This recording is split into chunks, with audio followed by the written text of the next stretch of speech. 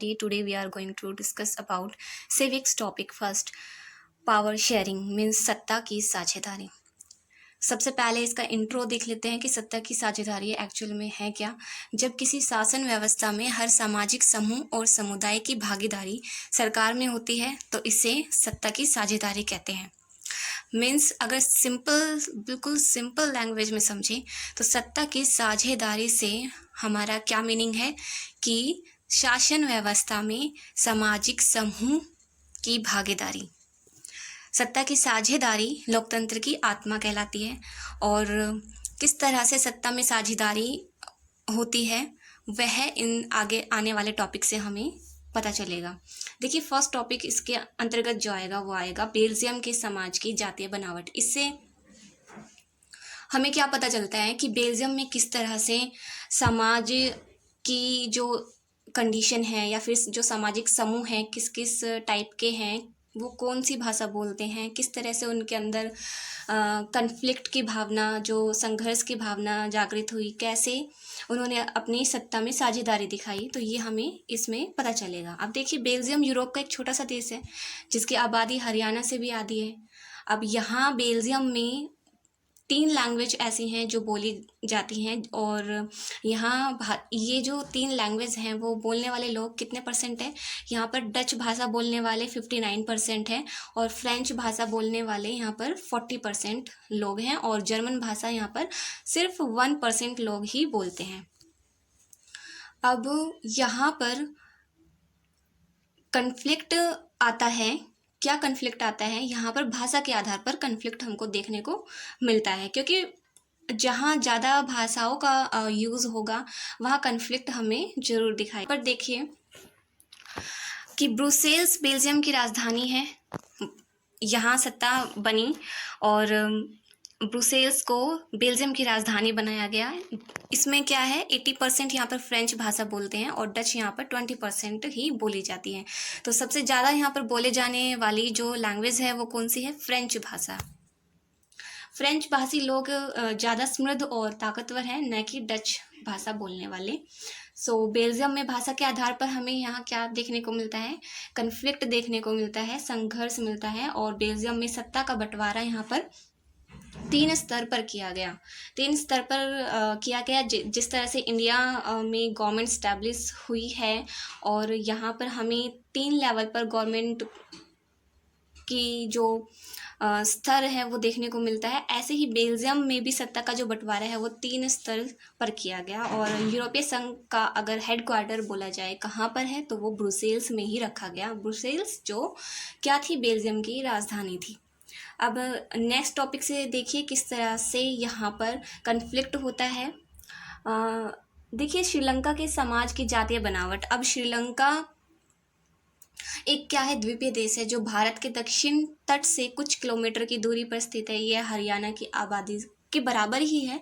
श्रीलंका कब आज़ाद हुआ था? श्रीलंका 4 फरवरी 1948 में आज़ाद हुआ था और श्रीलंका में कुछ क्या है, भारतीय मीन्स हिंदू तमिल भी वहाँ इन्वॉल्व हैं। वहाँ जो माइग्रेट हुए थे वो भी वहाँ पर हैं। जैसे श्रीलंका में सिंगलियों की आबादी ज़्यादा थी। अब सिंगलियों की आबादी वहाँ पर कितनी थी?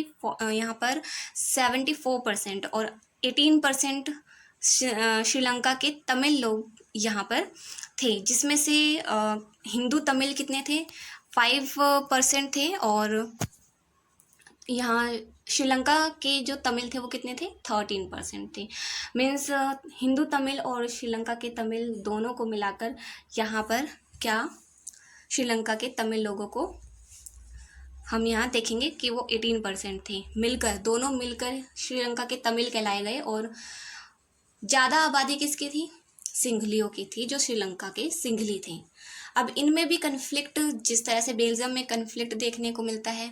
अच्छा, क्वेश्चन जो पुटअप होता है एग्जाम में वो इसके आधार पे होगा कि जो भाषा के आधार पर कन्फ्लिक्ट देखने को मिलता है वो कहाँ था, तो वो कहाँ था? वो बेल्जियम में था। ये याद यहाँ हमको करना होगा कि जो भाषा के आधार पर अगर संघर्ष देखने को मिलता है तो वो कहाँ मिलता है?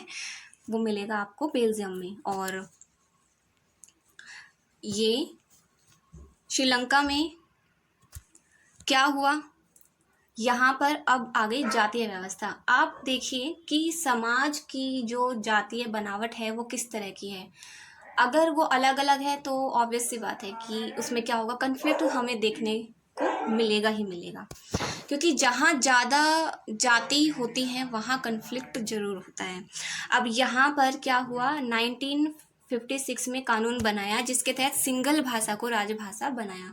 अब यहाँ तो वही बात हो गई ना कि जिसकी पावर ज़्यादा है, जिसका दबदबा ज़्यादा है, वो ही क्या है, पावर में आएगा, वो ही सत्ता में उसकी ज़्यादा साझेदारी होगी, क्योंकि वो क्या है, पावर में है। अब यहाँ पावर में कौन था, आबादी किसकी ज़्यादा थी, सिंघलियों की। तो यहाँ पर राजभाषा किसे बनाया गया, यहाँ पर राजभाषा बनाया गया सिंघल भाषा को। यहाँ से भी क्वेश्चन होता है कि आ जाता है कि भाई सिंगल भाषा जो है वो कहाँ की राजभाषा है, तो वह श्रीलंका की राजभाषा है। अब देखिए यहाँ पर श्रीलंका में बौद्ध धर्म अपनाया गया, बाद में यहाँ पर कौन सा धर्म अपनाया गया, बौद्ध धर्म। और श्रीलंका में बेल्जियम की तरह सरकार तो बनी नहीं, लेकिन क्या हुआ, अंदर ही अंदर उनमें कन्फ्लिक्ट चला, गृहयुद्ध चला। अब सब संघर्ष इतने बढ़ने लगे, तब क्या हुआ, 1980 में उत्तर पूर्वी श्रीलंका में एक स्वतंत्र तमिल इलम पार्टी बनाई गई। मोस्ट इम्पॉर्टेंट यहाँ पर ये पॉइंट है कि स्वतंत्र तमिल इलम पार्टी कहाँ की है, तो ये है श्रीलंका की।